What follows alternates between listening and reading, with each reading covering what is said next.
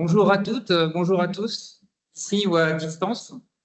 J'ai l'honneur d'ouvrir cette cérémonie des vœux du CHRU de Nancy pour l'année 2025. Ces vœux sont placés sous le signe du nouveau projet d'établissement qui est nommé Pulsation. Ce mot de pulsation s'applique au battement du cœur ainsi qu'à la durée des notes qui forment entre elles une mélodie. Il s'agit bien évidemment aussi d'une allusion à un célèbre festival nancéen, le Nancy Jazz Pulsation. Ce projet d'établissement fixe un cap pour les années à venir, pour le CHU, pour les personnels du CHU, jusqu'en 2028. Ce projet d'établissement, donc, c'est une partition, finalement, et le CHU s'est appuyé sur sa culture et son identité. Les personnels ont eux-mêmes identifié 4 valeurs comme définissant leur identité: la bienveillance, le respect, l'engagement et faire équipe. Ces valeurs sont notre ADN. Nous souhaitons les réaffirmer dans le contexte professionnel qui est le nôtre, le contexte hospitalo-universitaire. Pour cela, il faut donc commencer par définir et illustrer ces valeurs. Et je dis illustrer car il y a du son et de l'image, mais je n'en dis pas plus. Pour la première de ces valeurs, la bienveillance, comme c'est l'usage dans un concert, j'invite notre chef d'orchestre, Arnaud Van Est, à prendre la parole. C'est le directeur général du CHU.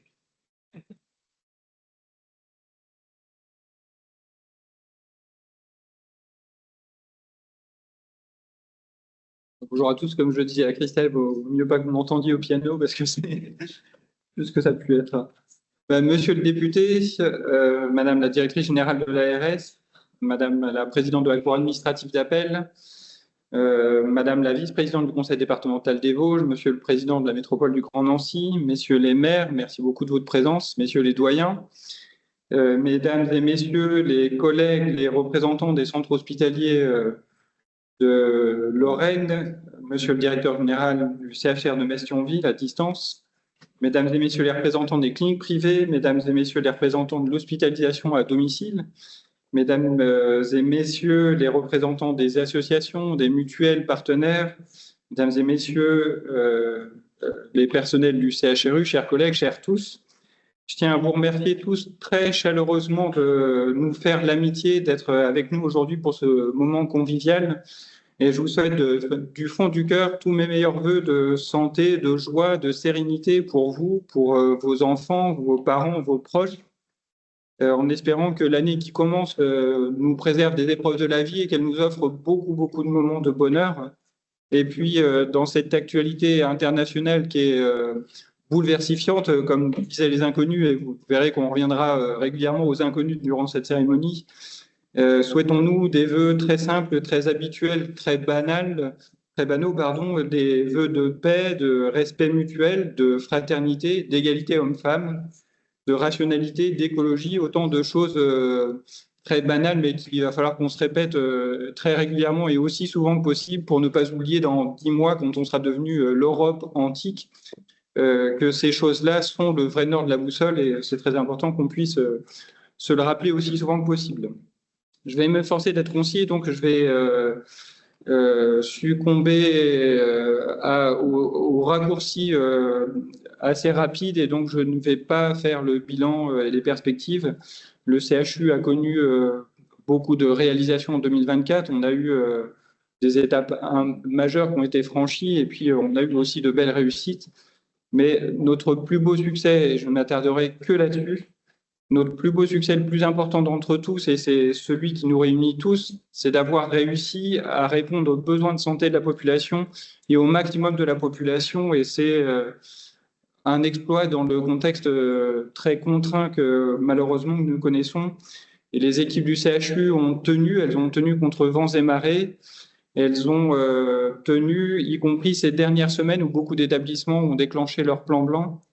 Et ça signifie que nous avons tenu chacun des 366 jours de l'année, il y en a eu un de plus que d'habitude, et ça a demandé beaucoup de force de volonté, beaucoup d'engagement, beaucoup de collectif, de cohésion, beaucoup de coordination et beaucoup de professionnalisme. Et je tiens à adresser un très, très, très grand bravo et un très grand merci à toutes les équipes du CHRU pour ces 366 jours d'exploit. Et si ça vous convient, je vous propose que nous les applaudissions pour pouvoir les en remercier très sincèrement.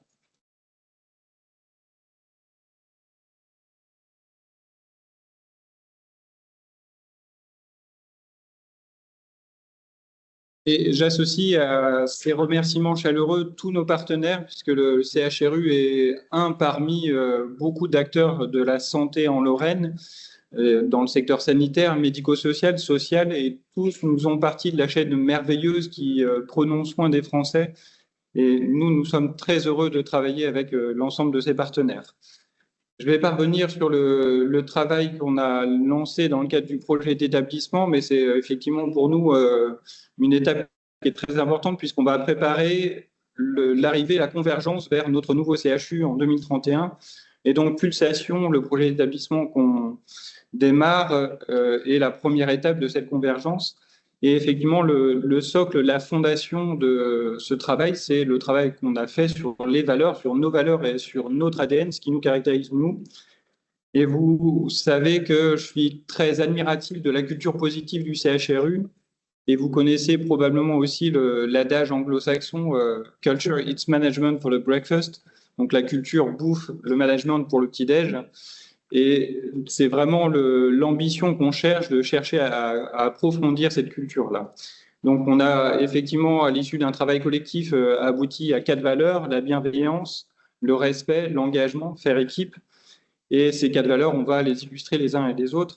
Et moi, j'ai la mission de parler de la bienveillance, force jaune. Donc, je suis dans le sketch des Inconnus, si vous vous souvenez bien, j'ai l'immense honneur d'être Pascal Légitimus, le jaune devant, marron derrière. Donc, je vais faire le jaune devant, si ça vous convient.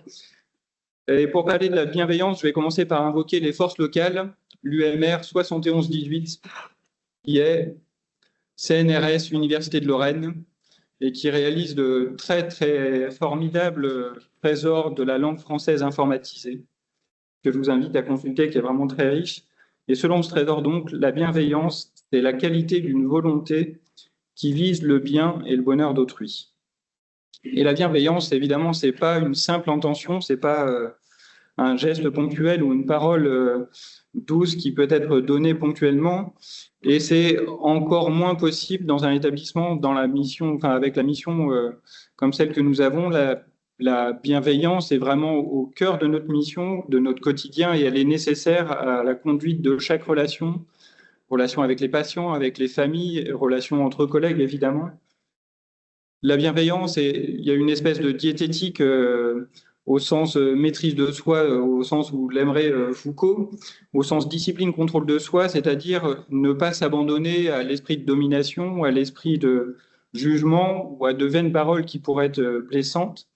Et pour ma part, avant chaque entretien difficile ou réunion compliquée, j'essaie de répéter ces mots en m'efforçant d'y être fidèle. Et tout le travail institutionnel doit permettre de faire en sorte que si, par exemple, dans une réunion, il y a eu des propos qui peuvent être blessants, on puisse brandir le badge jaune, la force jaune, le bioman jaune, le carton jaune, en disant: Didier, carton jaune. Ton propos peut être blessant, et donc est-ce que tu peux, s'il te plaît, reformuler ta phrase en faisant en sorte qu'elle ne soit pas blessante. Et il faut vraiment qu'on réussisse, par ces valeurs-là, à améliorer ses comportements.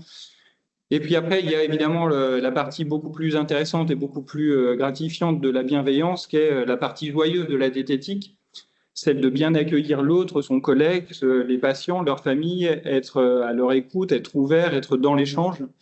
Et ça, c'est toute la partie nutritive de la diététique qui nourrit aussi les temps humains dont on a besoin dans le soin. Et pour illustrer cette valeur, donc, je vous propose un livre d'enfant qui est inspiré de la tradition chinoise, qui est donc Les Bons Amis, avec la tradition du père Castor, qui est pour moi très importante. Et cette histoire, elle commence par une froide matinée. Et donc ça commence par: il neige tant et tant que les champs sont blancs, tout blancs. Le petit lapin brave le grand froid. Il cherche à manger sous la neige et il finit par trouver 2 carottes, il en mange une, et avant d'entamer la deuxième, il songe à son ami, c'est pas son ami d'ailleurs, il songe au petit cheval, son voisin. Donc ça continue, court le petit lapin chez le petit cheval, son voisin. Toc toc, Il ouvre la porte. Ah, petit cheval n'est pas là. Il laisse la carotte sur la table et s'en va. Et le petit cheval en fait de même. Il revient chez lui rassasié. Il trouve la carotte. Il songe à son voisin le mouton, lui apporte la carotte. Et mutatis mutandis, le mouton apporte la carotte au petit chevreuil, le petit chevreuil au petit lapin et la boucle est bouclée. Ce conte, il peut avoir un côté terriblement mièvre. Et c'est aussi pour ça que j'ai choisi cette illustration. Il peut paraître mièvre, mais il est beau et il est utile. Et moi, je suis convaincu, en tout cas, c'est ce à quoi je crois, qu'il est très important de donner à ses enfants la confiance en la vie et ce genre de conte y contribue. Alors, c'est évidemment pas suffisant, mais ce genre de conte est très utile et de la même manière qu'il peut paraître mièvre d'avoir comme valeur institutionnelle la bienveillance, c'est néanmoins très, très utile et c'est très important qu'on puisse développer cet environnement de travail de manière à ce que chacun puisse se voir donner confiance et puis progressivement puisse construire cette confiance en l'équipe, en le collectif, en l'institution. Et c'est essentiel pour qu'on réussisse à construire un environnement de travail qui est propice à la qualité des soins et puis à l'épanouissement personnel. J'ai commencé cette partie par une situation de l'UMR 71-18. Je vais la finir avec quelque chose d'un peu plus littéraire. Donc la comtesse de Ségur, qui dit à sa façon exactement la même chose que le conte. La comtesse de Ségur dit « La modeste et douce bienveillance est une vertu qui donne plus d'amis que la richesse et plus de crédit que le pouvoir. Plus d'amis que la richesse et plus de crédit que le pouvoir. » Voilà, c'est la comtesse de Ségur qui dit ça. Et Dieu sait que le Ségur a été particulièrement généreux et bienveillant avec les personnels hospitaliers. C'est pour ça aussi que je me permets de terminer sur le Ségur. Voilà, avant de terminer, je tiens à vous faire une petite surprise pour illustrer le pouvoir des valeurs. Et je vous ai ramené une espèce de météorite, qui est un objet venu d'ailleurs, qui est quelque chose qui est très précieux et très émouvant pour moi.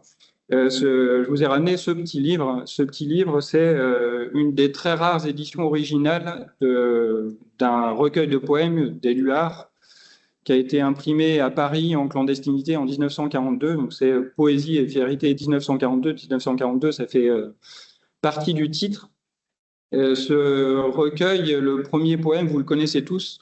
Le premier poème, c'est Liberté. Et j'imagine que vous avez tous au moins une partie des 21 strophes de ce recueil-là. Et puis après, il y a d'autres poèmes qui suivent, qui sont des poèmes très intimes, très dédiés à la poésie, à l'amour durant l'occupation. Et puis après, il y a d'autres poèmes qui, eux, sont vraiment directement liés à la résistance et à la lutte contre l'occupant nazi.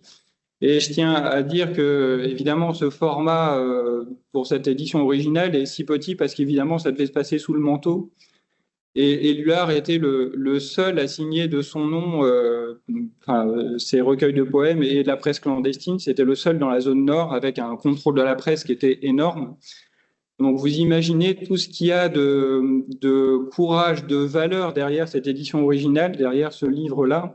Quand il a circulé, il y a beaucoup d'autres choses très truculentes, très intéressantes et sur la poésie d'Éluard et sur toutes les techniques d'imprimerie qui ont après, qui se retrouvent là dans ce recueil-là et qui après ont irrigué toute la presse clandestine.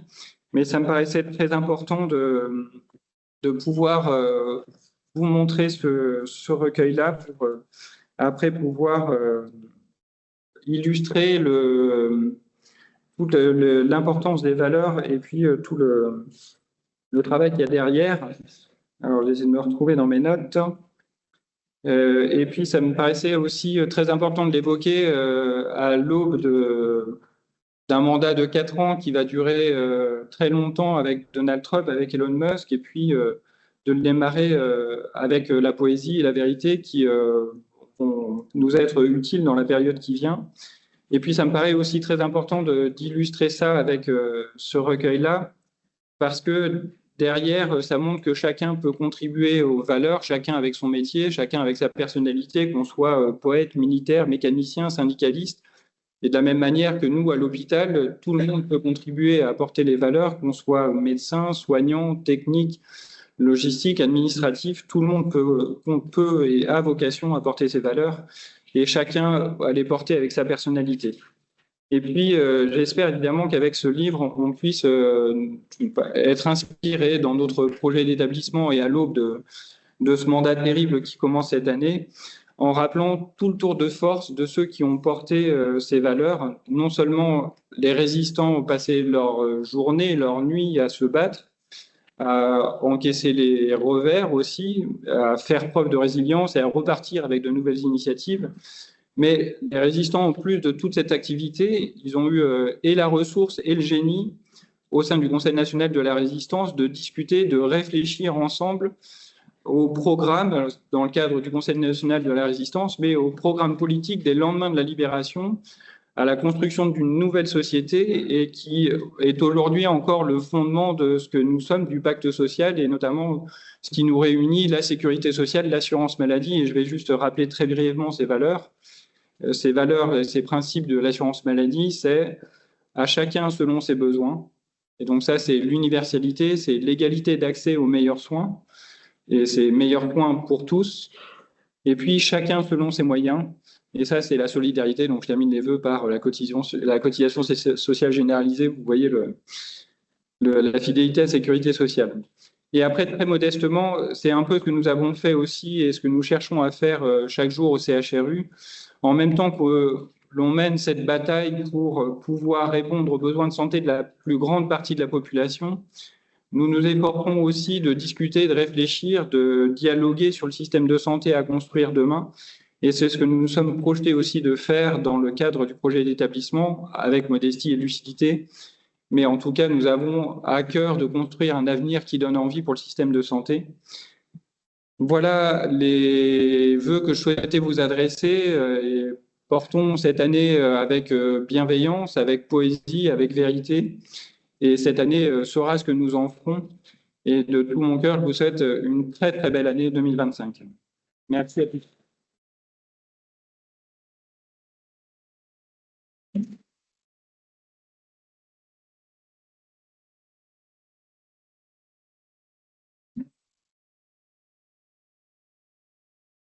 C'est au tour du professeur Marc Aubry, qui est président de la commission médicale d'établissement, d'entrer dans la danse sur la valeur respectée. Bonjour à toutes et tous, en vos grades et fonctions. Je vais enlever le masque. Le sujet qui m'est consacré aujourd'hui, c'est le respect. Alors, le respect, c'est un sentiment très profond à l'origine de toute relation humaine et plus largement vivante. Un être vivant ne peut se développer qu'en prenant en compte son entourage. Ce serait tout un chapitre de réfléchir sur la notion de respect chez les autres espèces animales, voire végétales.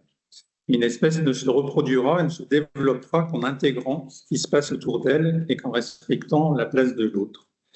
Et l'espèce humaine ne fait certainement pas mieux que les autres dans ce domaine. Le respect, c'est un comportement, une attitude individuelle.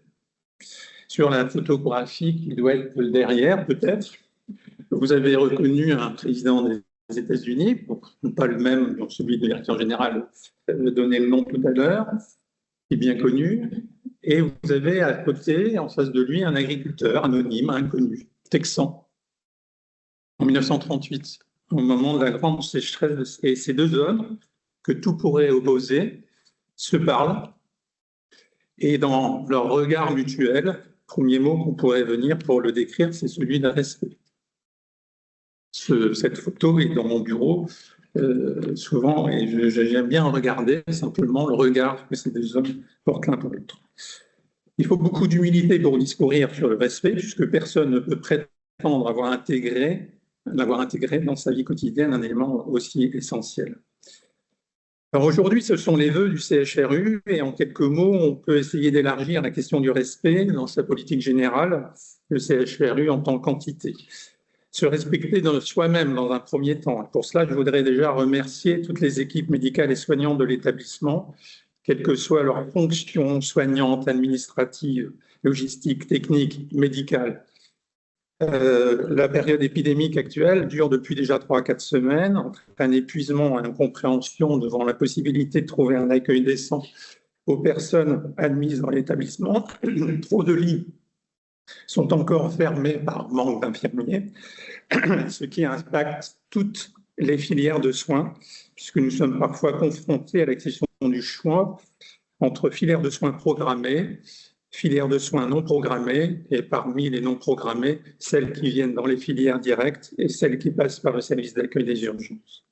Le CHRU reste exemplaire dans l'organisation de son secteur d'urgence et dans le lien entre le SAU et les secteurs d'hospitalisation. Cette pépite de fonctionnement interne est exemplaire, nous est souvent enviée et doit en priorité absolument être préservée. CHRU aussi a un devoir d'exemplarité sur le territoire et dans un État démocratique.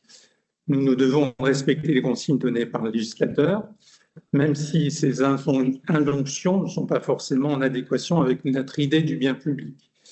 Mais néanmoins, de notre devoir de rappeler les tutelles, les données démographiques en profession de santé, notamment pour les médecins, les risques encourus dans les spécialités et filières en tension, de rappeler et de faire respecter les recommandations de bonne pratique clinique et les données élémentaires dans qualité des soins. Donner des autorisations à tel ou tel, voire maintenir celles en cours juste pour faire plaisir à ses correspondants, ne peut plus constituer une base de gestion collective. Le respect, c'est aussi respecter les finances publiques. J'ai toujours été de ceux qui pensent qu'on peut faire aussi bien, voire mieux, sans augmenter les ressources financières.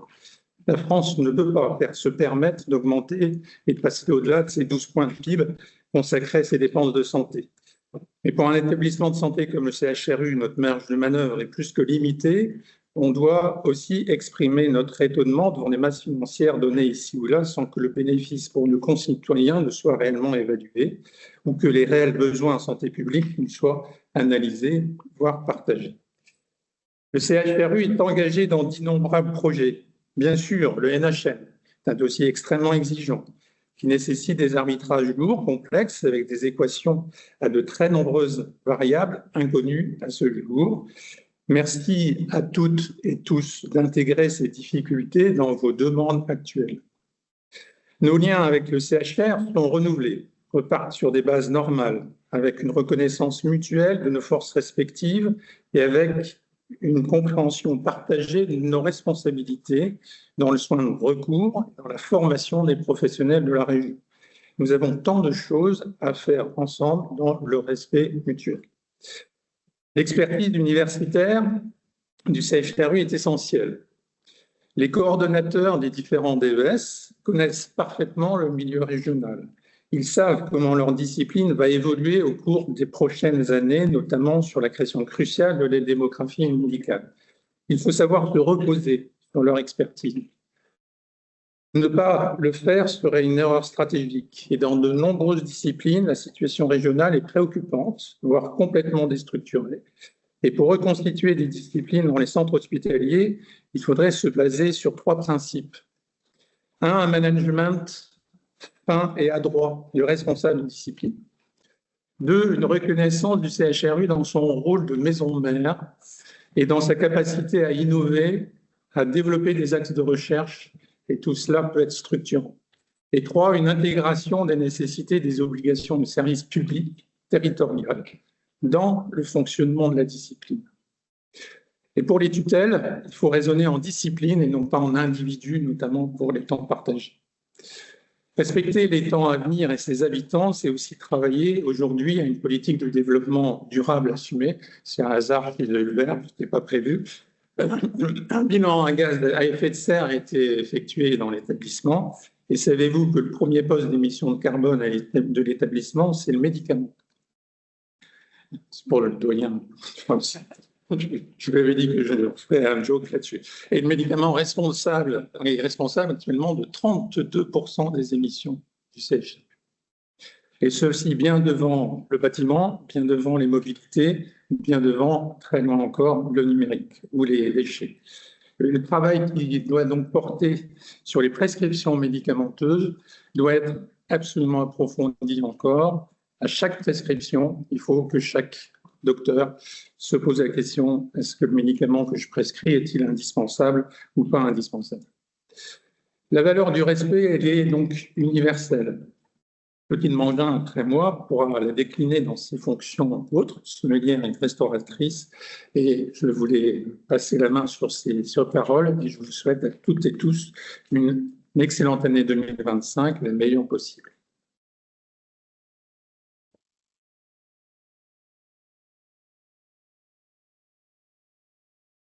Alors, puisque nous avons fêté la métaphore musicale de cette cérémonie, je vous propose un petit intermède, un pas de côté hors de l'hôpital, avec Clotilde Mangin, sommelière et directrice des maisons de Mangin à Nancy, qui va vous livrer son interprétation entre guillemets des valeurs.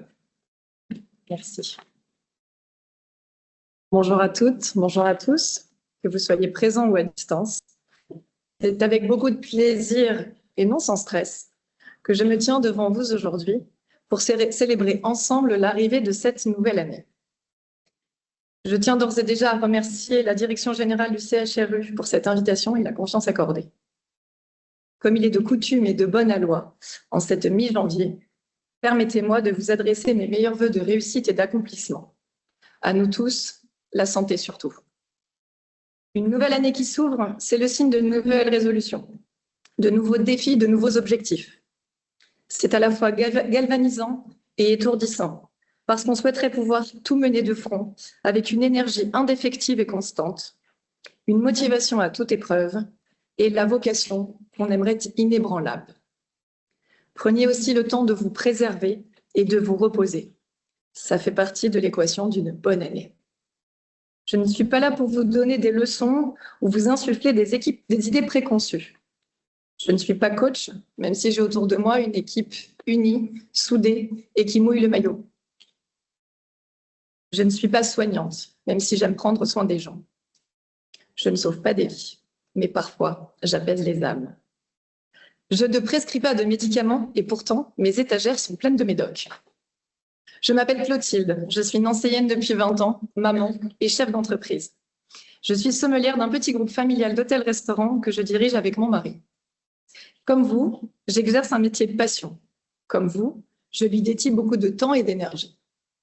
Comme vous, il n'a de sens qu'à travers le collectif. Lorsque je prépare un service avec mes collaborateurs, j'aime dédramatiser les choses en leur disant « On fait les choses avec implication, professionnalisme et application, mais souvenez-vous, on ne sauve pas des vies. » Gardons la tête froide, relativisons.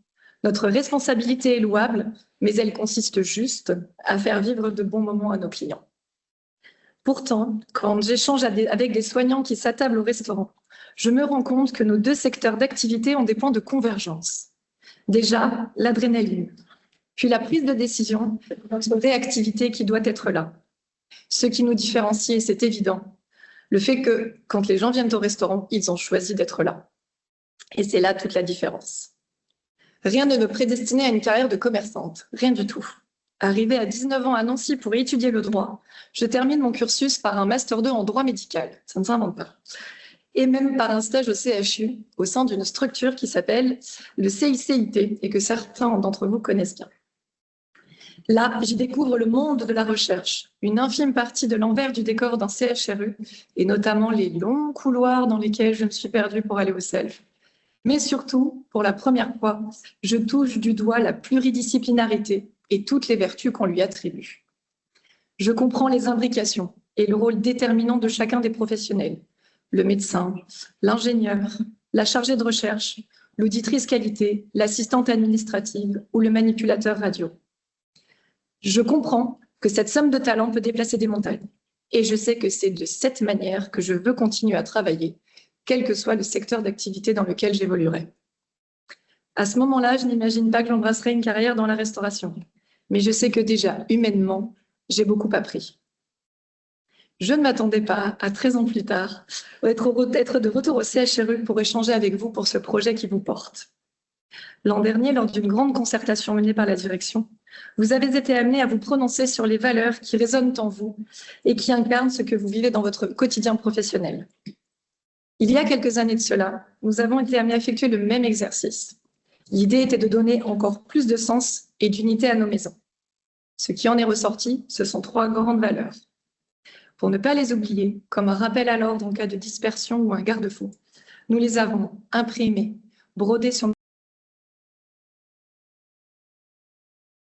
Choisir de travailler ensemble, de se soutenir, de ne pas se nuire, de comprendre que nous faisons tous partie d'une même chaîne et que nous sommes tous des maillons qui nous complétons. Nous avons tous des forces et des limites, mais c'est dans cette interconnexion, dans cette complémentarité que nous pouvons progresser. Faire équipe, c'est aussi s'entourer de personnes plus talentueuses que soi, accepter que chacun ait son expertise, sa propre vision et ses compétences. Mettre de son ego de côté pour pouvoir avancer. Cela demande de l'humilité, de la confiance et de la solidarité. Parfois, il faut accepter d'aller chercher des ressources ailleurs, de se remettre en question et de se nourrir de l'expérience des autres. C'est dans cette dynamique collective que nous pouvons grandir et donner le meilleur de nous-mêmes. J'ai pleine conscience, et cela me nourrit, que sans les collaborateurs fidèles et investis autour de moi et de nos valeurs, je ne suis rien, je ne peux rien. Tout seul, on va vite, à plusieurs, on va loin. Ce qui m'inquiétait beaucoup quand je suis devenue chef d'entreprise, moi qui n'y étais pas du tout destinée, c'est le poids des responsabilités et parfois la solitude qu'on peut éprouver. Ai-je fait le bon choix? Ai-je donné le bon conseil? 10 ans plus tard, je me rends compte que finalement, on n'est pas si seul et que la force du collectif est le plus grand des moteurs pour avancer et s'adapter. Nous avons parlé de respect et d'engagement. Il est important d'évoquer l'évolution. C'est ce qui amènera l'ensemble de votre projet. Le changement fait peur. Et parfois, nous avons l'impression que les compromis que nous devons faire vont à l'encontre de nos principes ou de notre confort. Doit-on y renoncer pour autant? Mais l'évolution est inévitable. La clé, c'est d'accompagner ce changement avec une vision positive et constructive. C'est dans cette capacité à s'adapter et à voir le changement comme une chance que nous pouvons véritablement progresser. L'évolution, qu'elle soit technologique, organisationnelle ou personnelle, est une opportunité pour grandir. Ne la redoutons pas, mais voyons-la comme un levier pour améliorer notre travail, pour enrichir nos compétences, pour renforcer notre collectif. Vous voici donc revêtus de vos 4 totems d'immunité. Ils n'empêcheront ni la grippe, ni la bronchite, mais ils vous investiront d'une force insoupçonnée pour accueillir les surprises et les bonheurs de 2025 et ceux encore à venir. C'est en vivant pleinement ces valeurs, sans jamais les dévoyer, que vous pourrez surmonter les défis, accompagner les changements et continuer à offrir les soins les plus humains et les plus adaptés à nous, patients, qui avons une confiance en vous et sans limite. Comme j'ai commencé, permettez-moi de vous renouveler mes vœux pour 2025. Je vous souhaite à toutes et à tous une année pleine de réussite collective, de progrès, de respect mutuel et de bienveillance. Nul doute que cette année, vous continuerez à faire de l'hôpital un lieu d'excellence, de solidarité et de compassion. Merci pour tout ce que vous faites. Et si d'aventure vous traversiez un moment de doute, n'oubliez pas, mes étagères sont pleines de médocs. Merci beaucoup.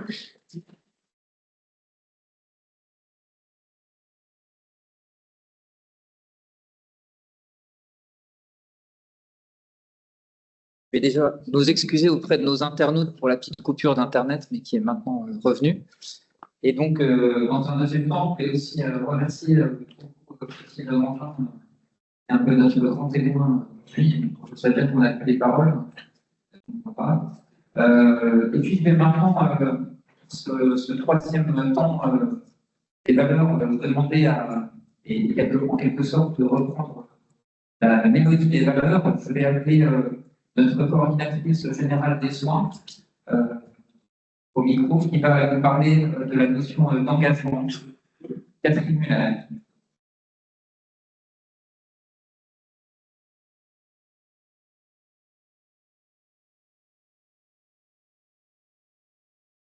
Mesdames, Messieurs, chers collègues et invités, en vos grades et qualités, bonjour. Vraiment, bonjour. C'est avec une grande joie aujourd'hui et responsabilité que je prends la parole pour vous souhaiter mes meilleurs vœux en cette cérémonie et des vœux les plus sincères pour l'année à venir. Des vœux de santé d'abord, pour vous, vos familles et tout votre entourage et pour chacun d'entre vous et d'entre nous. Des vœux de réussite dans vos projets, qu'ils soient personnels, familiaux ou professionnels. Et des vœux à chacun et à tous pour vous souhaiter une année à la hauteur de vos attentes, faite de belles surprises, de nombreuses belles rencontres, découvertes et des temps humainement et confraternellement partagés. Alors, au cours de l'année 2024, nous avons connu un certain nombre d'adversités, mais aussi de belles réussites, certaines connues, d'autres moins. Et puis, on a toujours tendance à dire, c'est normal, je ne fais que mon métier. Certes, mais en fait, rappelons-nous quelques succès, j'en ai listé quelques-uns. Le challenge quotidien, celui de recruter des futurs collègues, qu'ils soient infirmiers ou d'autres, en tout cas pour conserver un niveau de professionnels et des collectifs qui puissent nous permettre de prendre en charge l'ensemble des patients et des étudiants qui font appel à nous. La réouverture des lits, mais aussi la formation managériale par simulation, la recherche médicale et paramédicale, où beaucoup sont investis et aussi communiquent sur ses succès. L'hôpital ami des bébés, la responsabilité populationnelle, toutes les campagnes de vaccination, intra ou extra, aller vers, la médiation animale et tant d'autres que je n'ai pas le temps de citer ici, mais je sais que vous en avez plein la tête, chacun, et on les partage au quotidien. Chacun d'entre vous a réalisé un travail complémentaire et essentiel à celui de ses ou son collègue, et chacun le fait avec une vigueur et une force élevée et renouvelée. Chacun fait face, et ensemble aussi, à ces difficultés en faisant preuve de conviction et d'engagement. Je suis donc la force bleue. Et je vois beaucoup de bleu, du coup. Vive les masques. Donc, je vais évoquer ici ce que nous voyons tous les jours autour de nous. Je l'ai abordé via les réussites, mais aussi l'engagement. Il n'y a qu'à le voir en lisant le projet social, médico-soignant, partagé ou interne, et le projet d'établissement, mais aussi écoutez un d'entre vous pour mesurer tout l'engagement qu'il met au quotidien dans son travail et ses missions. L'engagement, c'est celui de tous les soignants qui ont réalisé cette année plus de 200 000 heures supplémentaires, 4 800 missions ZAGO pour assurer toutes les missions, chacune indispensable, pris une par une, mais aussi ensemble au fonctionnement global du CHU. C'est l'engagement de tous ceux parmi vous qui œuvrent au développement durable, à la recherche, à l'innovation, à apporter des soins et du bien-être, que ce soit aux enfants, aux personnes âgées, aux personnes en situation de handicap, à tous les malades et leurs aidants, à leurs familles, à leurs collègues.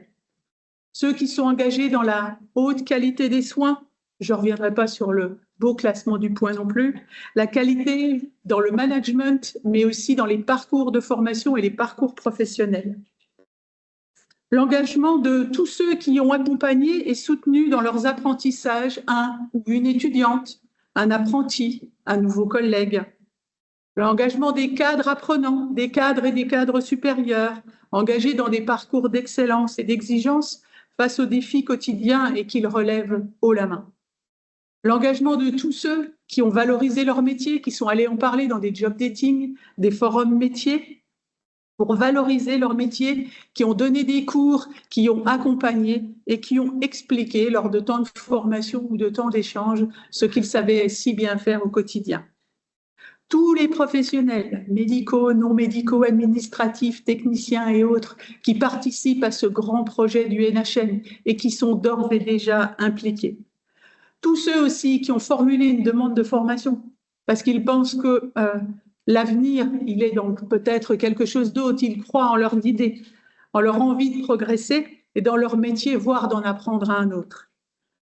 Et j'oublie pas l'engagement de l'équipe qui nous protège au quotidien contre les cyberattaques là qui nous guettent et qui, on ne les voit pas travailler, mais en fait sont là tous les jours et toutes les nuits pour ça.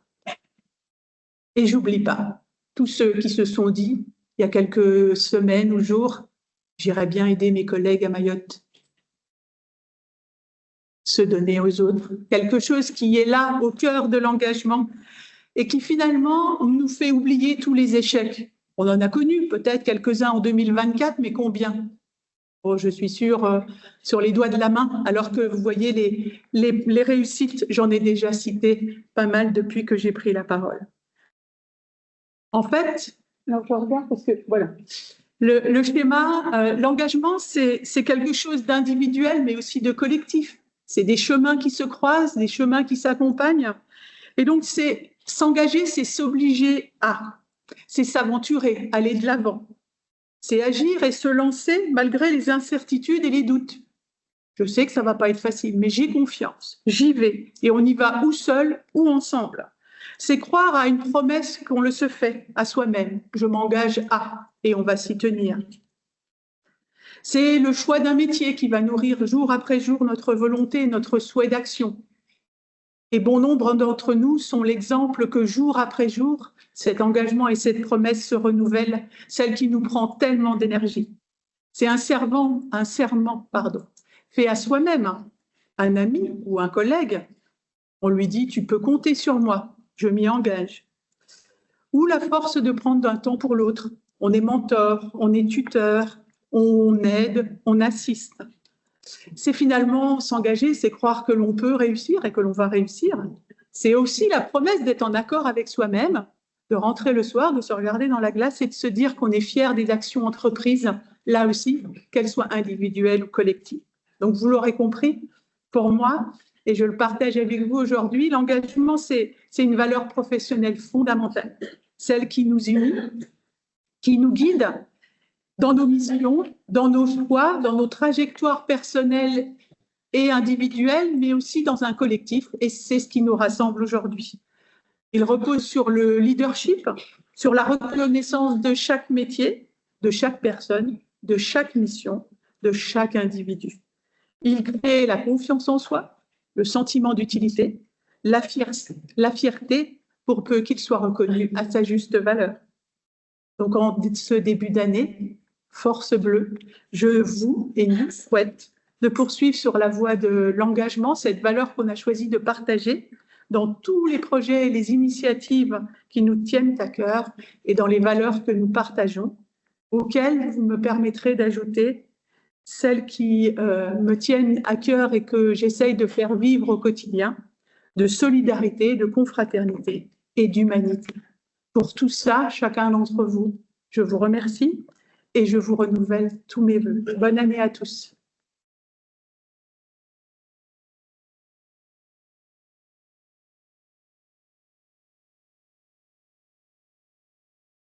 Quatrième et dernière valeur, on va parler de la valeur de cette équipe.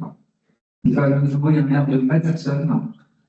Lui, c'est le professeur Stéphane Zuilly, doyen de la faculté de médecine, maïeutique et métiers de la santé. Bien. Bonjour à tous. Je suis ravi d'être avec vous, chers tous. Bonjour à tous. Parmi toutes les personnes excellemment citées par notre directeur général en vos grades et qualités, je suis ravi d'être à vos côtés pour faire équipe. Je vois devant moi une équipe unie, dans le respect des uns et des autres, tous avec votre masque, sauf moi, pour faire en sorte que l'équipe puisse perdurer et avancer. Donc, vous êtes d'emblée un modèle de valeurs que nous partageons tous. Alors, on m'a donné une thématique à couvrir en 5 minutes. On m'a donné 2 mots. Vous aviez un mot, c'est pas juste. Facere en latin, faire. Pourquoi 2 mots? Et skipper, ancien normand, ou skipa, en vieux norrois, en vieil islandais. Déjà, vous mettez des bâtons dans les roues à me mettre du vieil islandais avec du latin, pour dire faire équipe, skipa, skip, ship, le bateau. Nous sommes tous dans le bateau. Nous faisons équipe. Nous ramons tous. Le but étant de tous ramer dans la même direction. Cette équipe, d'emblée, ce qu'elle m'évoque, et elle m'évoque déjà le bonheur, le plaisir et la raison unique pour laquelle j'ai voulu personnellement m'engager dans ce métier. Et probablement la même raison pour laquelle les jeunes voudront s'engager dans un métier de santé, quel qu'il soit, tous ensemble, puisque cette force de l'équipe, c'est ce qui m'a permis de pouvoir construire ma carrière professionnelle, ma posture de soignant. L'équipe avec la jeune génération et les étudiants nous permettant de dire et de donner un sens extrêmement important dans tout ce que nous faisons au jour le jour pour impacter en se disant que peut-être nous laisserons une trace, peut-être que nous ferons en sorte que la trajectoire des futurs soignants soit celle de personnes engagées, humanistes, professionnelles, avec du savoir-être. Et l'équipe en recherche, finalement, sans équipe, comme on dit, un publish or perish, sans équipe, pas de publication, point de salut. Et donc, je me suis posé plusieurs questions quand ces deux mots de vieux norrois et de latin pouvaient résonner en moi. Je me suis posé la première question, était de savoir, premièrement, est-ce que c'est inné ou acquis de faire équipe? On va se dire, tiens, c'est tout à fait inné de faire équipe. Les animaux qui s'allient pour survivre, les personnes naturellement douées pour faire équipe, il peut y avoir quelque chose, c'est inné. Finalement, non, puisque l'objectif et l'objet rassemblant les hommes et les humains, si on s'intéresse à l'Anthropocène et l'origine finalement d'où nous venons et où nous allons, 300 000 ans, Homo sapiens sapiens, je vous rappelle, eh bien, la chasse collective, la cueillette et le partage, la protection du groupe, la solidarité aux malades, les tribus, tout ça est inscrit finalement depuis le début, depuis l'Homo sapiens sapiens et encore avant. Et finalement, ce que nous sommes aujourd'hui n'est que le témoin de cette équipe qui n'a fait que croître avec le temps, avec des discussions évidemment sur la robustesse de notre modèle sur Terre.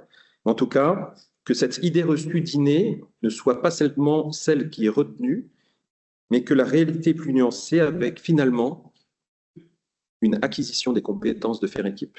Faire équipe, verbe d'action associé à ce bateau. Nous restons sur le bateau et nous faisons le vœu de rester sur le bateau par choix. Et ça se travaille. Les facteurs individuels conditionnent ces capacités à faire équipe de chacun d'entre nous. Les normes sociales et l'attente de l'entourage également. Mais également les compétences à acquérir et à améliorer pour se former et pour, en pratique, développer ces compétences.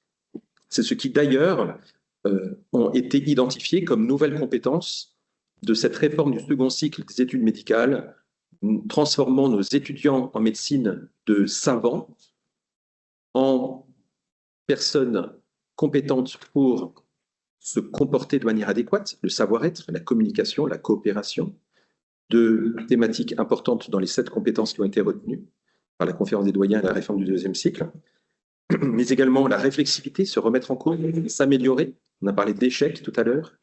Je me souviendrai tout à fait d'une remarque que j'ai eue aux États-Unis qui me disait « Ah, c'est un mot bien français, échec.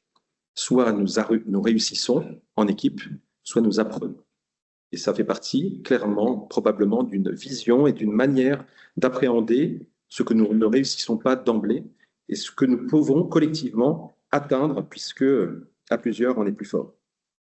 Donc, finalement, et en lien avec la thématique de Julien Barthes et cette thématique de notre orchestre symphonique, et qui est la thématique que finalement j'avais reprise, en double aveugle, on va dire, ce n'est pas inné de jouer dans un orchestre. Et pour un orchestre, ce n'est pas inné. Alors, je me suis posé une deuxième question, qui était de savoir si finalement, est-ce que c'est difficile de faire équipe? En sachant que certains sont plus à même de pouvoir faire équipe facilement pour le bien de la collectivité.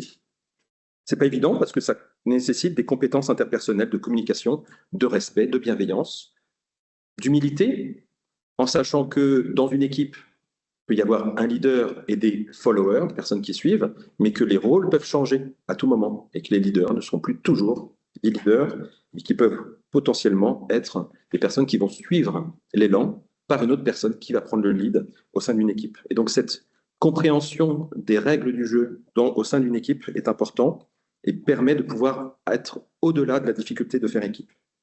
Les qualités liées à l'état d'esprit, puisque l'état d'esprit va être majeur. Et c'est ce que nous souhaitons inculquer collectivement, non seulement au CHRU de Nancy, mais également à la faculté de médecine maïeutique et des métiers de la santé, main dans la main avec mes collègues et amis, doyens des facultés d'odontologie et de pharmacie, au sein d'un grand campus Brabois Santé regroupant 10 000 étudiants. Nous souhaitons impulser nos valeurs. Nous avons fait ce travail avec mon équipe, dont je suis extrêmement fier, qui m'a permis de pouvoir identifier toutes les meilleures individualités au profit de la communauté étudiante et facultaire. Ces compétences et ces valeurs, nos totems sont l'intégrité, la bienveillance. Nous rejoignons sur un point extrêmement important, et le prendre soin de nos jeunes générations étudiantes pour, avec compagnonnage, pouvoir les apporter sur une orientation professionnelle qui leur permettra de pouvoir d'autant mieux soigner la population de demain. Et donc ces valeurs résonnent en nous comme étant nos phares et nous permettant de nous donner la direction. Et cette qualité liée à l'état d'esprit est extrêmement importante puisque en impulsant notre état d'esprit sur l'ensemble d'une communauté, nous pouvons donner le là. L'exemplarité est extrêmement puissante. Lorsque les gens se parlent mal, c'est facile de pouvoir répéter un exemple dans lequel on a toujours vécu. Par contre, lorsqu'on a comme seul exemple des personnes qui, avec bienveillance et humanisme, vont faire alliance avec le patient, avec une orientation patient-centrée, celle qu'on essaie de prôner, pour faire en sorte que les compétences humaines de relation de soins, soignant-soigné puissent être clairement l'objectif final, eh bien, lorsqu'on impulse ces valeurs-là, les gens nous suivent. Et en effet, c'est tout à fait contagieux. Je reprends tout à fait ce que disait Madame Mangin et je partage cet avis-là. D'où mon rôle, notre rôle collectif, de pouvoir asséner d'autant plus ce en quoi nous croyons et la vision de notre monde hospitalo-universitaire sur un territoire qui est extrêmement attractif et qui devra l'être d'autant plus. C'est difficile de faire équipe puisque c'est lié aux compétences, avec le partage de connaissances et la formation. Donc finalement, ça demande beaucoup d'investissement et de remise en cause de faire équipe. Troisième question que je me suis posée, c'était de savoir si finalement faire équipe augmentait la performance. Et la réponse était de se dire que oui, en équipe, on peut être plus performant. On peut être plusieurs pour atteindre un objectif commun. C'est quelque chose d'envisageable. La performance nous permet de pouvoir faire des tâches plus complexes, plus rapidement, de résoudre des problèmes de manière plus efficace. Mais finalement, est-ce que nous avons besoin de performance? Est-ce que nous avons besoin d'une Ferrari ou d'une Lamborghini? Bon, je ne cite que... ou d'une Audi. Je reste dans la même thématique, mais sans lister que nos collègues et amis italiens. Eh bien, je ne suis pas certain. Et lorsqu'on s'intéresse à l'évolution de l'homme et cet anthropocène, finalement, on se rend compte que notre monde aurait besoin beaucoup plus de robustesse plutôt que de performance. Et il y a une réelle tension entre ces deux termes. Robustesse, performance. Robustesse, performance, performance. Je fais ça vite, je fais ça bien, je fais ça en équipe. Robustesse. Je peux être en capacité d'être résilient et de m'adapter dans des situations complexes. Regardez votre résilience et votre réflexivité aujourd'hui. Nous avons tous mis notre masque pour pouvoir faire face à une situation potentielle particulière. Nous faisons face à la grippe. Et cette robustesse, c'est ce que nous allons également demander à notre corps étudiant, d'être robuste et résilient au cours de ces études qui sont longues, qui sont difficiles, pour lesquelles l'exposition à la construction de postures de soignants peut déstabiliser la nouvelle génération. Et cette robustesse est importante. Nous pouvons, au sein d'une même équipe, être les deux à la fois, non seulement performants, mais également robustes, avec une diversité de compétences, avec une redondance au sein d'une même équipe, pour faire en sorte que tout ne repose pas sur les épaules d'une seule et même personne, auquel cas, eh bien, l'engrenage s'arrête. Une flexibilité et une robustesse et une résilience, ce qui fait qu'une équipe robuste peut évoluer dans un environnement instable et incertain qui est le nôtre actuellement, notamment le domaine de la santé est d'autant plus instable et incertain, et le domaine de la formation à santé est d'autant plus instable et incertain quand nous allons faire face à des réformes qui évolueront au cours des années. Nous serons là pour pouvoir surmonter les obstacles collectivement. Et donc, je me suis posé une autre question avec cette problématique de faire équipe, qui était de se dire, qu'aurions-nous raté finalement si l'équipe n'existait pas? Alors j'ai cherché et je me suis dit, tiens, les pyramides d'Égypte, facile. La muraille de Chine, les cathédrales, et on parlait tout à l'heure de compagnonnage. On sait qu'en 5 ans, certes, avec une levée de fonds incroyable, on a pu reconstruire Notre-Dame de Paris. C'est quand même assez exceptionnel. Le tunnel sous la Manche, je me souviendrai quand j'étais jeune, ces mains serrées entre deux équipes où là, les frontières n'existaient plus. Se faire équipe là, pour moi, a été quelque chose d'extrêmement inspirant. Oppenheimer, avec le projet Manhattan, je ferai fi de toutes les discussions qu'on peut avoir autour de cette thématique-là, mais ce que je retiendrai, c'est la coopération scientifique sans relâche pour un bien commun. Le programme Apollo, la cartographie du génome humain, ou même, pour ceux qui s'intéressent aux étoiles, le programme Euclide, qui s'intéresse à cette matière noire pour laquelle l'humain ne comprend rien.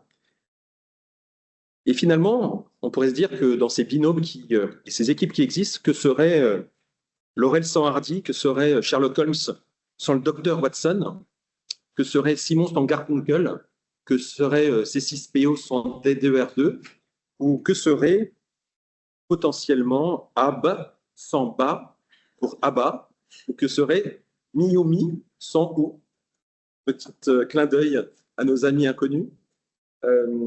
Donc tout ça pour terminer en me disant que finalement, ce cadeau que vous me faites à m'offrir cette opportunité de parler du faire équipe devant vous aujourd'hui ne me fait que penser que ce faire équipe est le pilier de l'humanité. Comme j'ai pu vous l'exprimer et vous le démontrer ensemble, ce développement technologique, la construction de sociétés complexes, la survie et l'adaptation, fait également, comme nous sommes des humains, fait pour coopérer et faire grandir notre société, ce qui nous permet d'en construire un CHRU fort, fier et dont les opportunités sont en face de nous sont immenses et sans limite, et pour lequel le campus Brabois Santé, la faculté de médecine maïeutique, métier de la santé et les autres facultés sont tellement heureux d'avoir cette opportunité de développement pour l'ensemble du territoire et main dans la main avec tous les établissements partenaires pour faire en sorte de donner du sens dans ce faire équipe. En résumé, c'est un élément essentiel d'évolution humaine et il a permis à notre espèce de se développer. Et mon vœu pour 2025 voudrait dire simplement que face à ces enjeux, aucune individualité, aussi talentueuse soit-elle, ne peut prétendre agir seule. C'est l'intelligence collective, la synergie des compétences, la force du travail d'équipe qui nous permet de progresser, d'innover et surtout de prendre soin au mieux de nos patients. Je fais le vœu que vous puissiez faire équipe de manière bienveillante, avec respect et avec engagement, tous ensemble au sein du CHRU de Nancy, en coopération forte avec nos jeunes étudiants qui ne demandent qu'une seule chose, c'est de faire équipe avec votre connaissance, vos compétences pour pouvoir grandir et un jour, eh bien, prendre l'exemple que vous leur donnez comme étant leur exemple de vie et s'engager dans leur vie. De faire équipe avec nos patients, c'est terminé, il n'y a plus de relation descendante, mais un réel partenariat de soins avec une vision patient-centrée. Donc, faisons équipe avec notre patient également pour poursuivre nos valeurs de respect et d'engagement pour nos patients. Et donc, je suis convaincu que nous avons tous en nous ces ressources et vous en avez fait les preuves et c'est pour cette raison que je vous félicite individuellement et collectivement. Pour faire équipe de manière encore plus efficace, il suffit parfois d'un regard, d'un mot, d'un geste pour créer du lien, pour renforcer la cohésion, pour raviver l'esprit d'équipe. Et donc, en cette nouvelle année, je vous invite donc tous à cultiver cet esprit d'équipe, à privilégier le dialogue, la collaboration et l'entraide. Ensemble, faisons de notre hôpital universitaire un modèle d'excellence, un modèle d'alliance, un lieu où chaque patient se sent pris en charge avec humanité et professionnalisme. Je vous souhaite une bonne année et que la symphonie commence. Merci à tous.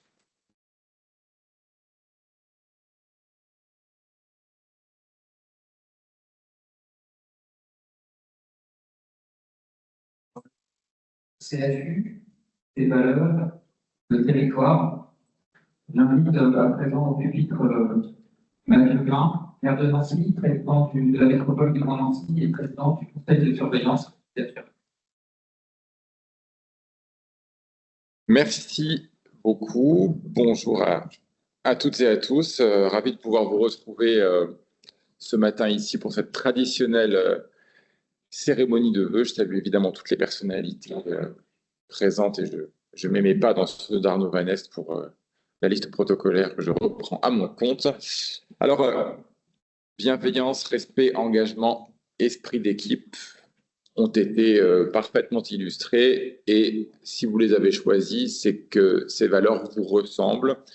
Ce que je peux, de la place de laquelle je vous parle, vous confirmer. Et vous pouvez aussi le confirmer à toutes les équipes du CHU avec lesquelles vous travaillez. Ce sont des points d'appui absolument essentiels pour affronter les multiples défis de l'année qui s'est ouverte. Et le contexte sanitaire dans lequel nous nous trouvons aujourd'hui n'en est qu'une illustration supplémentaire. Alors, je voudrais, si vous le permettez, y ajouter, de mon point de vue toujours, quelques ingrédients supplémentaires. D'abord, celui de la coopération. Les hôpitaux Sud-Lorraine peuvent en témoigner. Le CHRU est un coopérateur, Stéphane Zulli l'a évoqué à l'instant, coopération entre les patients et les soignants, coopération entre celles et ceux qui ont de l'expérience et celles et ceux qui commencent à en acquérir à l'intérieur de l'hôpital, mais aussi coopération interterritoriale. Le CHRU est un peu le navire amiral du sud de la Lorraine et de la Lorraine en général, parce qu'il permet d'être à la fois un établissement de premier recours et du quotidien pour les Nancéennes, les Nancéens, les habitants du Grand Nancy, mais c'est aussi un établissement de recours pour un vaste quart nord-est et parfois même au-delà. Et c'est dans la coopération aussi que, à l'heure où nous parlons, grâce aux doses fournies par le CHRU, l'Allée Vert et un centre de vaccination ouvrent leurs portes aujourd'hui sur le territoire du Grand Nancy. Parce que, comme d'habitude, le CHRU a répondu présent pour accompagner l'ARS, les libéraux, les collectivités dans ce travail qui, né au creux de la crise sanitaire 2020, 2021 et 2022, continue aujourd'hui à être une marque de fabrique essentielle pour mieux protéger celles et ceux dont vous avez la charge. Excellence est aussi un qualificatif que je veux retenir pour qualifier le CHRU qui se classe une fois de plus dans le top 5 des établissements français, ce qui, au-delà des classements qui peuvent plaire ou déplaire selon les années, est une marque de la constance de la place que le CHRU occupe aujourd'hui dans le système de soins de notre pays. Et c'est un marqueur qui est aussi une grande fierté pour tout le territoire, car le CHRU est de loin, vous le savez, le premier employeur de la région, le premier employeur de Nancy, et il est au cœur de cet écosystème santé, innovation, recherche, qui permet également à d'autres activités de santé, notamment dans le domaine de l'économie de la santé, dans le domaine du médicament, dans le domaine de la recherche, dans le domaine de la logistique du soin, de se développer ici sur le territoire. Et donc, c'est bien aussi parce que vous visez au quotidien l'excellence que tout le territoire peut accompagner et ouvrir de nouvelles perspectives de développement pour des acteurs variés. Donc, je veux aussi que ce qualificatif, évidemment, continue à vous accompagner en 2025. Et puis, je terminerai par celui de l'ambition, car l'ambition, elle est saine dès lors qu'elle est collective, et la vôtre est collective. Le projet dans lequel le CHRU de Nancy s'est lancé de construire un nouvel hôpital, le nouvel hôpital de Nancy à l'horizon des années 2030, est un projet exceptionnel, tant par le niveau d'investissement, évidemment, plus de 785 millions d'euros qui vont être consacrés à l'édification sur le plateau de Brabois de l'ensemble des fonctions du CHRU, aujourd'hui dispersées ici sur la ville. Et par la même occasion, dans le même mouvement, en améliorant la prise en charge, la qualité des soins, la rapidité aussi de la collaboration entre les différentes entités du CHRU, c'est la transformation de la cité. L'hôpital central ici, la maternité, l'hôpital Saint-Julien, l'ancienne faculté de pharmacie vont prendre un nouveau départ. Et c'est toute la ville qui va donc prendre un nouveau départ dans le cadre de cette opération majeure. Et l'ambition, c'est aussi celle de rester au quotidien auprès des habitants, ici en centre-ville et ailleurs, pour continuer à accompagner celles et ceux qui en ont le plus besoin. Parce que vous le savez, l'hôpital public, les urgences, mais pas seulement les urgences, tant sollicitées ces dernières semaines, ces derniers mois, l'hôpital public, c'est le premier et le dernier recours de ceux qui n'en ont pas d'autres. Et c'est aussi la fierté du service public hospitalier de soigner sans condition, de soigner sans tenir compte des origines sociales, du parcours de vie, du niveau de pathologie, de la complexité ou de la simplicité de celle-ci. Et cette fierté-là, vous pouvez continuer à la porter au grand effort, parce que à côté de toutes les valeurs qui animent votre action au quotidien, eh bien, c'est sans doute celle qui rassemble le plus largement. Et je sais votre attachement à l'accès à la santé et aux soins de toutes et de tous. Et je sais que cela continuera à être, quels que soient les lieux, les temps sociaux, météorologiques et politiques, continuera à être le mot d'ordre de votre action et de votre engagement au quotidien. Donc merci vraiment du fond du cœur de votre investissement, de votre action, de votre dévouement. Et je vous souhaite évidemment à mon tour une très belle année 2025.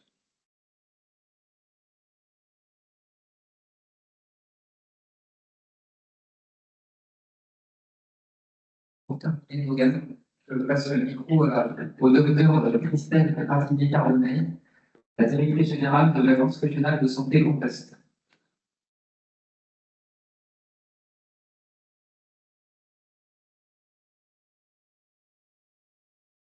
Bonjour à toutes et à tous, mesdames et messieurs, en vos grades et qualités. Je suis très heureuse d'être parmi vous aujourd'hui pour cette cérémonie de vœux qui est un moment de convivialité, de partage, de rassemblement dans la vie de nos établissements et de nos institutions.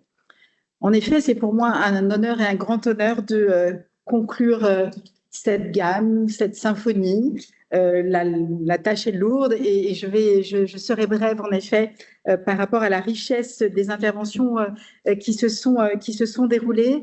Et avant tout, je souhaite évidemment vous présenter tous mes meilleurs vœux, à la fois d'accomplissement personnel, mais aussi d'accomplissement professionnel pour vous-même et toutes les personnes qui vous sont chères. Je forme le vœu que 2025 puisse rimer avec lumière, avec espoir, avec sérénité et avec bonheur. Et il y a une chose dont je suis intimement convaincue, c'est indéniablement ensemble que nous arriverons, je l'espère, à retrouver ces précieux chemins. Les temps ne sont pas simples, le directeur général, cher Arnaud, l'a rappelé, nous sommes à quelques jours d'une entrée dans 4 ans supplémentaires probablement difficiles, et donc définitivement, c'est bien ensemble que nous arriverons à porter haut nos couleurs de notre très vieille Europe. Je crois que c'est comme cela que nous avons été qualifiés il y a déjà quelques années et je pense que ça continuera. Et il est donc important en effet d'être fort et d'être fort ensemble. Je reviendrai très rapidement sur les 4 valeurs, les 4 totems en effet que vous avez souhaité arborer. Et en effet, ils font le ciment définitivement de ce que doit être une communauté et la communauté en effet de la santé et notamment du CHRU. Vous le savez, cela fait quelques mois que j'ai l'honneur d'être la directrice générale de l'ARS Grand Est. Je suis venue plusieurs fois en effet au CHRU de Nancy et j'ai pu mesurer en effet la réalité de ces 4 valeurs et de ces 4 totems au quotidien et partout, à tous les endroits, avec l'ensemble des personnels. Je vais également m'approprier les totems et les valeurs qui ont été proposés par le président du conseil de surveillance. Je partage, ils sont évidemment importants. Et j'en rajouterai encore un autre, là ça va être un peu complexe au bout d'un moment, celui de la solidarité. Je ne crois pas que cela irrigue en effet l'ensemble de ces valeurs et de ces totems, mais la solidarité est vraiment ce qui définit aussi l'ensemble des collaboratrices et des collaborateurs du CHRU de Nancy. C'est important en effet d'avoir ces valeurs, d'avoir ces totems, vous l'avez rappelé les uns et les autres, pour que nous puissions en effet avancer sur ce chemin qui est sinueux, sur ce chemin qui est indispensable pour les patients.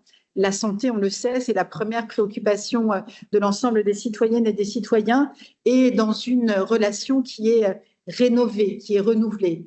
Vous l'avez indiqué, professeur Zulli, le fait que nous sommes dans un partenariat professionnel du soin et patient. Nous ne sommes plus dans une relation d'inféodation.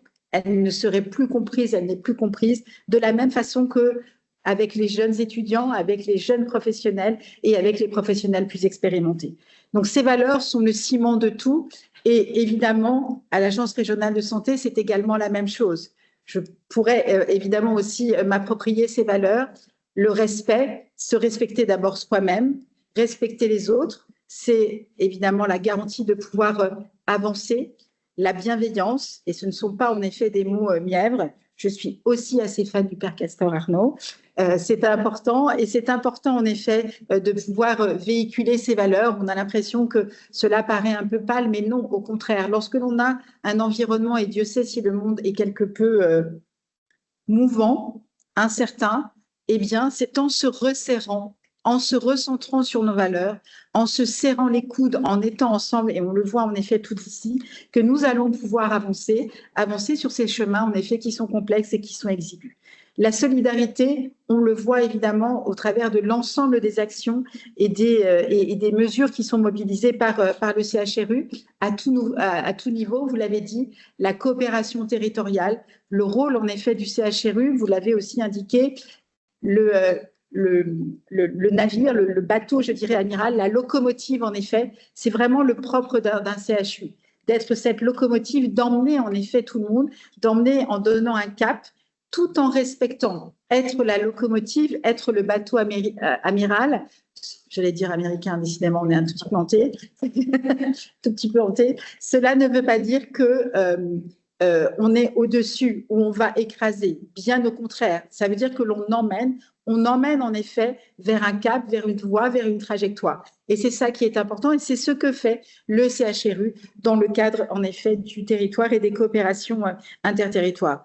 Monsieur le maire, vous l'avez indiqué, la mobilisation du CHRU avec les doses de vaccins encore disponibles qui vont permettre en effet, enfin qui permettent déjà, puisque c'est 14 heures pour le centre de vaccination, donc dans quelques minutes, mais en tout cas depuis hier sur la Léber, qui vont permettre de pouvoir donner accès à la vaccination et essayer évidemment d'offrir ce service de protection individuelle mais aussi collective pour vous toutes et tous et pour essayer de soulager les tensions que nous avons aujourd'hui. Donc on le voit bien, le rôle en effet d'un CHU comme le CHRU, c'est un rôle important, c'est un rôle exigeant parce qu'il se doit d'être exemplaire dans la dynamique, la trajectoire qu'il va donner, mais également aussi dans ses capacités de respect, ses capacités de bienveillance, d'engagement et de faire équipe. Évidemment, et je conclurai en effet mes propos de cette façon, faire équipe, c'est ce qu'il y a de plus précieux. On le dit toujours, et je le dis très souvent, y compris à mes équipes, on peut probablement avancer quelquefois plus vite seul, mais c'est indéfectiblement ensemble qu'on ira plus loin. Et c'est important, c'est-à-dire que nous sommes toutes et tous différents, nous réfléchissons de manière différente et heureusement. Et donc, lorsque nous sommes en capacité de nous allier, d'allier nos compétences, d'allier nos réflexions, d'allier nos forces, mais aussi nos faiblesses, pour essayer de les juguler, nous sommes en capacité de pouvoir évidemment déplacer des montagnes et faire avancer ce qui nous motive toutes et tous tous les jours, c'est-à-dire prendre soin des autres, prendre soin évidemment de l'ensemble des patients, de l'ensemble des citoyens, mais également aussi, et c'est un point extrêmement important à laquelle je suis très attachée, prendre soin de ceux qui prennent soin des autres, de ceux qui nous soignent. Et c'est donc important, on le disait, le respect, c'est d'abord se respecter soi-même, prendre soin des autres, c'est d'abord prendre soin aussi de soi-même, ne pas s'oublier, et l'équipe est là pour évidemment permettre de se sécuriser les uns les autres. Donc, je ne serai pas plus longue puisqu'il est temps de passer, je pense, aux agapes, de partager en effet ce moment toutes et tous. Un immense merci de la part de l'Agence régionale de santé pour tout ce que vous faites au quotidien. Et je nous souhaite évidemment une année de travaux partenariaux, de travaux équilibrés dans un environnement apaisé. Et c'est indispensable. L'Agence régionale de santé Grand Est est là pour faciliter, coordonner, animer, décider, arbitrer. C'est son rôle et c'est mon rôle. Mais tout cela dans un environnement évidemment apaisé, de respect et qui nous permette d'avancer pour qu'au final, l'ensemble des patients et l'ensemble des usagers, parce que la prévention est évidemment aussi très importante, du territoire, puissent avoir accès à ce qu'il y a de mieux. Et je pense qu'avec le CHRU de Nancy, ils sont évidemment en bonne voie. Merci à toutes et tous et très bonne année 2025.